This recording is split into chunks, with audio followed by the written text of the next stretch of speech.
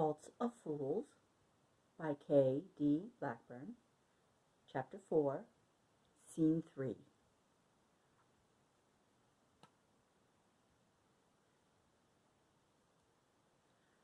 So far, not much communal living had gone on.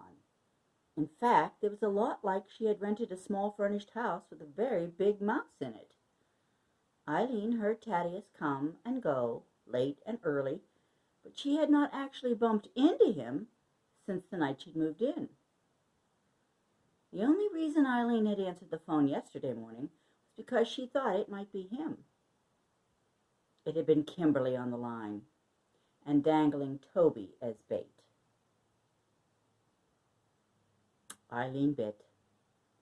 Before she could gain control of the conversation, her daughter had set the hook by inviting herself to lunch. "I'll run by Wendy's on my way over," she had pushed. "Single or double? I'll buy us both a Frosty."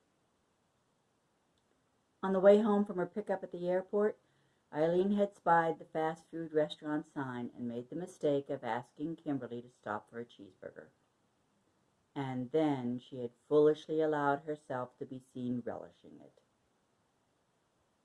"That won't be necessary," was what Eileen had answered, meaning her daughter needn't come at all, but Kimberly had taken it as declining the takeout, not her arrival. Before she could make her point clear, she heard Toby begin to cry, and Kimberly ended the call. "You answer the door like you own the place," was offered as a greeting when Kimberly arrived, toting an infant carrier and a diaper bag the size of a suitcase for a short visit with a 12-pound baby. "I live in this house.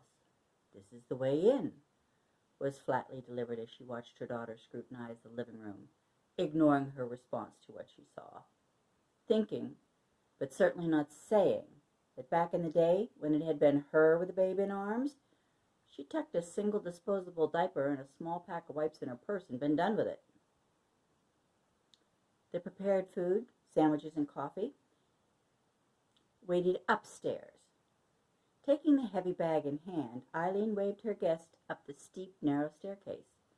There would be no guided tours offered. "Purple!"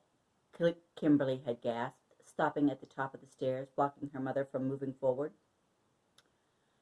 She'd planned on directing her into the sitting room, but missed the opportunity when she'd followed rather than led. "I believe the color is closer to violet. A good match for the bedspread, I think." The dark-hued room, with limited light coming from the small window, caused Eileen to feel as if she were shut up in a velvet-lined box. Kimberly wouldn't be hearing anything of that coming out of her mouth. Although, for that matter, neither would Thaddeus. "Welcome to my humble abode," she said, and instantly regretted it. "We're in the other room." A well-used beige corduroy lazy-boy, a floor lamp, and a bistro set filled up the space. A matching gabled window had a better chance of doing its job against the white walls in this room. Ancient blue-swirled linoleum covered the floor, with a couple of beige throw rugs to soften the ugly. "How can you stand this?" Kimberly had moaned repeatedly through the meal at the ice cream parlor-sized table. "This is where I live. It suits me.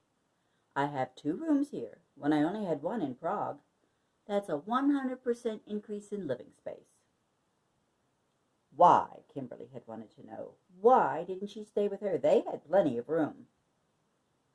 Eileen ignored her daughter and admired her grandchild from a distance. Either Toby was in his mother's arms, or Kimberly made it plain that Grandma shouldn't disturb him, as he was fine right where he was in the infant carrier. To keep the conversation where she preferred it, Eileen reported on her progress with the Pittsburgh Board of Education. The system required a security clearance before anything could be done towards putting her on the eligibility list for substitute teachers. They had told her the clearance would take a couple of weeks. The interview process would take a couple more weeks. Then she could register with the substitute service. In other words, Eileen concluded, it would be sometime in February before she could actually be on the job. Kimberly had found an opportunity on that subject, and nearly every other one as well, to point out that her mother belonged with her, not in two tiny attic rooms that belonged to a stranger. He is no stranger to me. Kimberly hadn't liked the sound of that. An hour had been her set goal, and when it went by, Eileen began to indicate to her guest that lunch and the viewing of the baby were coming to an end. Kimberly hadn't liked that either. Once she'd gotten her daughter and grandbaby on the opposite side of the wooden front door, Eileen sagged.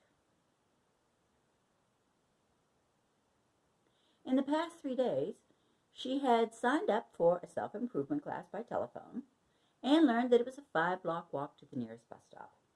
She discovered that the Allegheny River has considerable barge traffic easily seen from the backyard. Taking the opportunity of being there alone, she studied the furniture in Thaddeus's living room and bedroom, wondering why the man she knew had such odd tastes in furnishing. She had pegged him as a solid oak guy, maybe a pine tree motif, a little LL Bean thrown in based on his ever-present plaid shirts. As far as Eileen knew, he had never lived in the Southwest, and there had been no indication that he ever thought of himself as an ersatz Native American.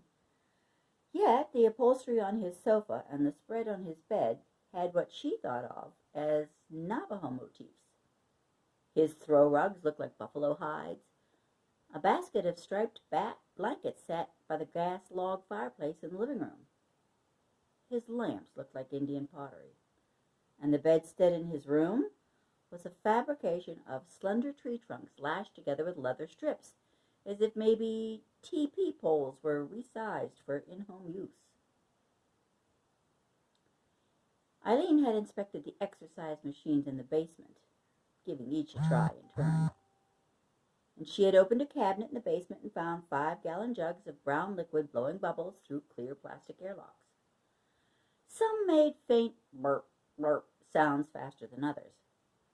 Cases of capped, unmarked pony bottles sat in stacks 3 high with various drink by labels stuck to the boxes. Post-it notes told whether the beer in the box was dark, light, or otherwise. 3 years ago, she had accompanied him on his day trip to Pilsen. The idea had been to tour the birthplace of a world-famous beer.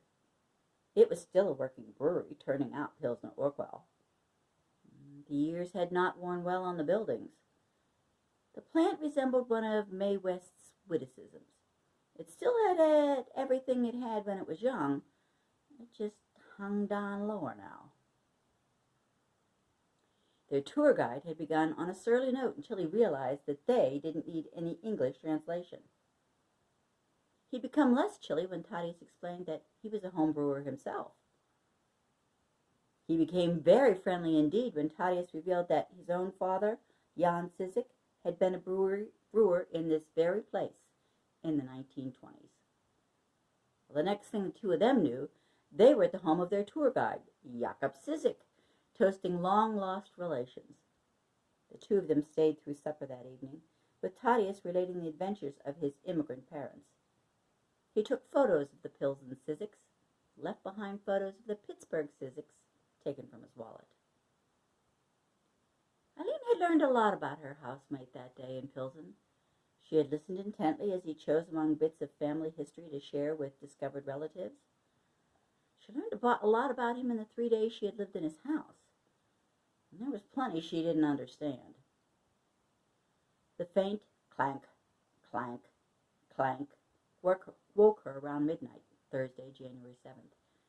It took her a few minutes to figure out it was the big house mouse down in the basement, running on his exercise wheels. After some thought, she decided the clanking came from the weights on the machine that resembled the Calder's to Bill in Chicago. Lying in her jewel box bedroom, she let her thoughts pursue the same worn path as they had gone over during the long, quiet day. Should she have gone home rather than try communal living American style? Not one of the 8 million people who lived in Chicagoland needed her. Her parents were elderly but self-sufficient. Anyway, they had other children to look after them if they should need it. Ex-husband Mike didn't need her.